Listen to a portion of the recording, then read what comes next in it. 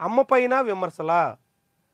Neeraj Chopra classic అనేటువంటి పేరుతో వచ్చే నెల 24వ తారీఖున బెంగుళూరులో ఒక జావెలిన్ త్రో కాంపిటీషన్ నిర్వహిస్తున్నారు.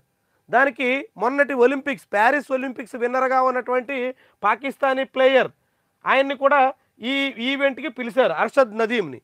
అర్షద్ నదీమ్‌ని పిలిచినందుకు గాను ఇప్పుడు ఈ నీరజ్ చోప్రా క్లాసిక్స్ అనేటువంటి ఈవెంట్ మీద నీరజ్ చోప్రా తల్లి మీద కూడా అనేక మంది దుమ్మెత్తి పోస్తుండడంతో నీరజ్ చోప్రా పాపం తీవ్రమైనటువంటి ఆవేదన వ్యక్తం చేయాల్సి వచ్చింది.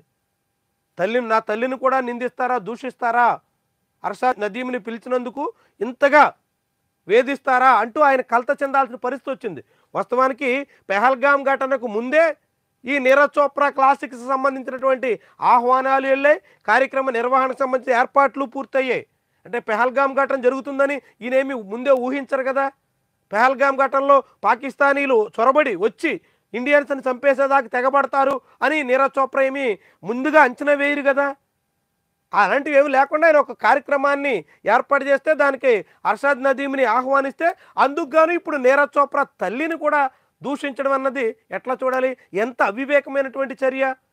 ఎంతగా సోషల్ మీడియాలో ట్రోలర్స్, సోషల్ మీడియా బ్యాచ్ ఒక ఒలింపియన్ గోల్డ్ మెడల్ విన్నర్‌ని కూడా కలత చెందేదానికి కారణమవుతోంది. దేశ గౌరవాన్ని, దేశ ప్రతిష్టని, ఒలింపిక్ వేదికగా మువ్వన్నెల జెండాని ఎగరేసినటువంటి నీరజ్ చోప్రా మీద ఈ రీతిన ఆయన తల్లి మీద కూడా ఎంతగా తెగించబడుతున్నటువంటి తీరు చూస్తుంటాం.